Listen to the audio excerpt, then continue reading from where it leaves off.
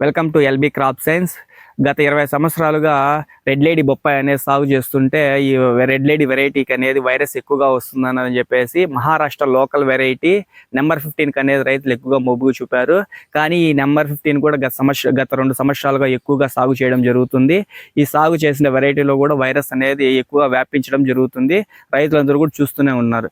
ఈ వైరస్ అనేది ఎక్కువగా మనకి తెల్లదోమ వల్ల వ్యాపించడం జరుగుతుంది. ఈ తెల్లదోమ అనేది మనం కంట్రోల్ చేసుకోగలిగితే గన దిగుబడులు అధికంగా తీసుకొని రైతులు అధికంగా లాభం పొందగలరు. కాబట్టి ఈ తెల్లదోమ అనేది ఎలా నివారించుకోవాలో నేను చెప్తాను. తెల్లదోమ అనేది ముఖ్యంగా 4 దశల్లో ఉంటుంది.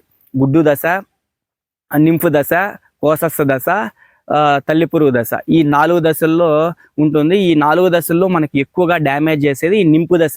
ఈ నింపు దశలో మనకి ఎక్కువగా బొప్పాయికి రసం పీల్చి ఆ రసం పీల్చిండే ఆకు నుంచి వేరే ఆకుకి ఆ తెల్లదోమ వెళ్ళడం వల్ల మనకి ఎక్కువగా డ్యామేజ్ జరుగుతుంది.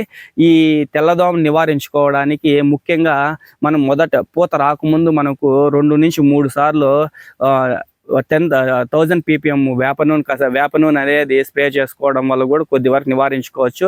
అలాగే కెమికల్ అనేది పెగాసిస్ టెక్నికల్ కానీ, అక్టారా టెక్నికల్ కానీ, ఇలా టెక్నికల్స్ అనేవి వాడుకొని 2-3 ఇంటర్వల్స్లో స్ప్రే చేసుకోవడం వల్ల మనం ఖచ్చితంగా ఈ తెల్లదోమ అనేది నివారించుకోవచ్చు.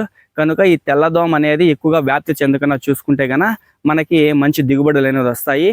కాబట్టి బొప్పాయిలో ఈ మందులు అనేది వాడుకోండి. ఖచ్చితంగా మీరు రిజల్ట్ చూసుకోగలుగుతారు.